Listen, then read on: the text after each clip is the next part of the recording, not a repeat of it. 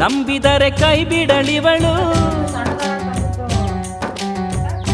ಅಂಬಿಕೆಯ ರೂಪಳು ಇವಳು ಅಂಧತೆಯ ಕಳೆಯುವಳಿವಳು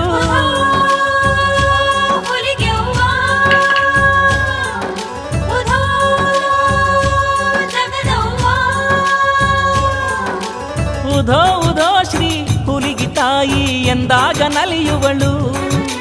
ಭಕ್ತಾರ ಮನೆಯ ಭಾಗ್ಯಲಕ್ಷ್ಮಿ ತಾನಾಗಿ ನೆಲೆಸುವಳು ಮರಳಿನ ಕೊಡವ ಗೈದವಳು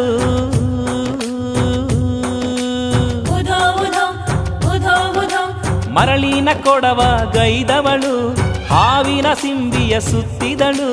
ಜಲವನ್ನು ತಂದವಳು ಪತಿಯ ಪೂಜೆಗೆ ಒದಗಿದಳು ಜಲವನ್ನು ತಂದವಳು ಪತಿಯ ಪೂಜೆಗೆ ಒದಗಿದಳು